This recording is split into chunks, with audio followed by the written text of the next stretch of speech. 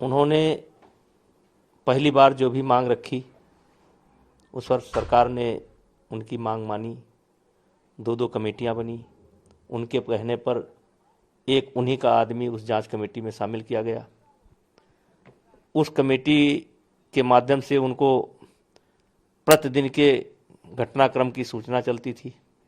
उन्होंने इंतजार भी नहीं किया और दोबारा धरने पर आ गए। अब सुप्रीम कोर्ट गए। सुप्रीम कोर्ट ने कहा एफआईआर दर्ज कर लिया जाए। एफआईआर दर्ज हो गई। दिल्ली पुलिस जांच कर रही है, तो जांच की प्रतीक्षा करनी चाहिए।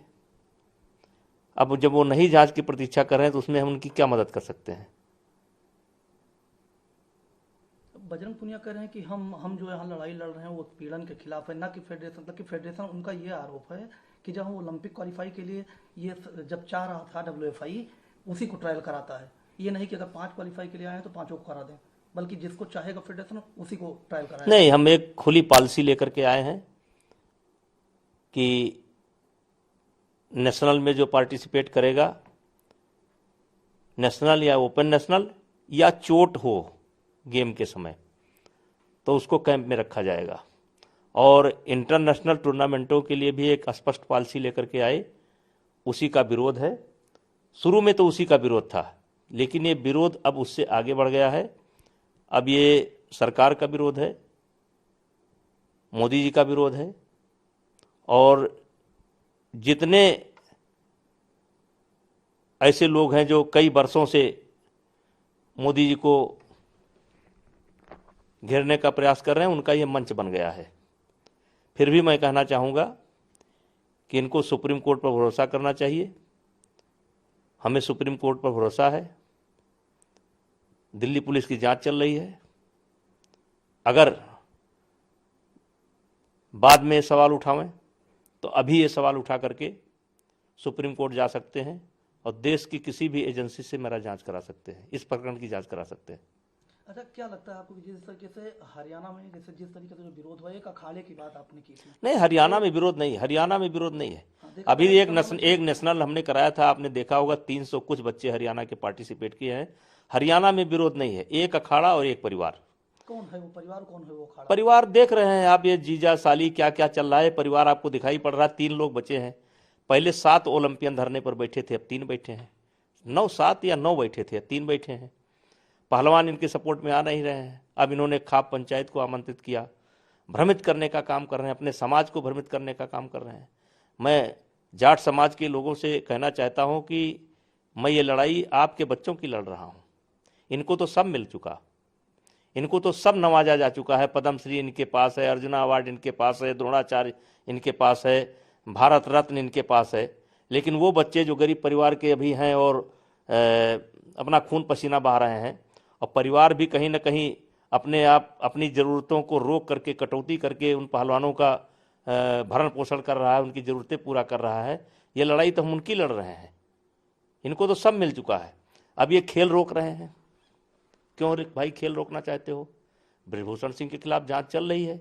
न्यायपालिका मुझे सजा देगी, दिल्ली पुलिस मेरे ऊपर चार्जशीट लगाएगी, तो इस बहाने आप खेल क्यों रोक रहे हो? ये अंडर 15 का नेशनल क्यों नहीं हो रहा है? जूनियर का नेशनल क्यों नहीं हो रहा है? 23 का नेशनल क्यों नहीं हो रहा है? ओपन नेशनल क्यों नहीं हो रहे हैं? ये प्रतियोगिताएं सारे क्यों रोक रहे हैं? लड़कियों का कैंप क्यों बंद है? चलो लखनऊ मत लगाओ, लखनऊ मत लगाओ। और मैं कहता हूँ लखनऊ और सोनीपत मत लगाओ। मेरी दृष्टि से आज भी मैं कहता हूँ लड़कियों और लड़कियों का कैंप एक जगह नहीं होना चाहिए, अलग अलग होना चाहिए।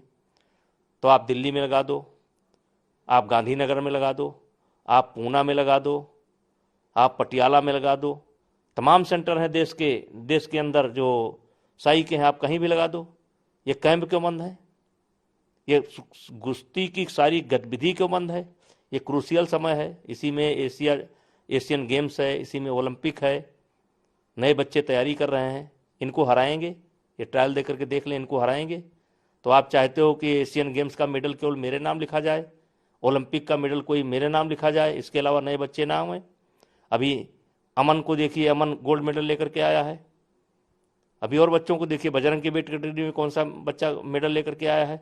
तो मैं ये लड़ाई मैं आपके चैनल के माध्यम से हरियाणा के जो पहलवान परिवार के लोग जुड़े हैं उनसे कहना चाहता हूं कि ये लड़ाई मैं अपनी नहीं लड़ रहा हूं।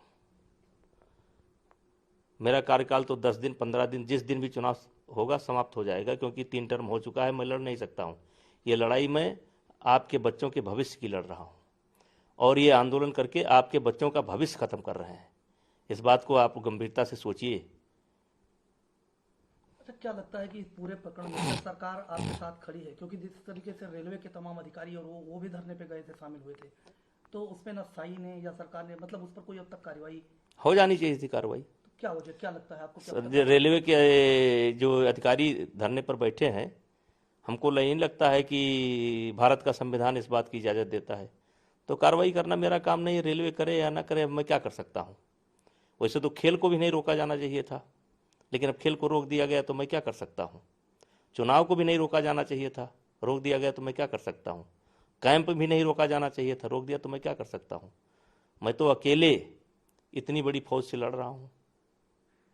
अब सोचिए कि मेरे सामने कितने महारथी हैं, प्रियंका गांधी से लेकर के, रॉबर्ट वाड्रा से लेकर के, मलिक साहब, सत्यपाल मलिक साहब से लेकर के, केजरीवाल से लेकर के, और अपने पंजाब के सिद्धू से लेकर के, और फिर उत्तरांचल के पूर्व सीएम से लेकर के। मैं तो कितना कितना बड़ी लड़ाई लड़ रहा हूँ अकेले।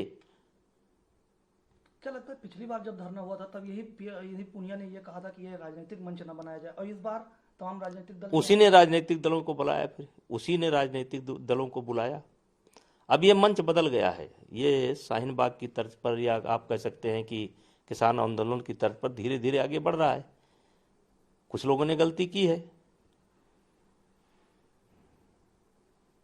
आप इसके पीछे बता रहे थे, आखिरी सवाल है। हम बता चुके हैं कई बार, मैं कई बार बता चुका हूँ। नाम आ चुके हैं बार बार एक ही बात का। नहीं, मैं कई बार बाबा का नाम आता है। लोग कहते हैं ना बाबा का नाम, तो लोग बोल रहे, पूरा हिंदुस्तान बोल रहा है बाबा का हाथ है, बाबा का पैसा है, बोल रहे हैं, क्या करें। कौन बाबा? चलिए भाई, बहुत बार आ चुका है, क्यों मुझको, कई बार आ चुका है, ठीक।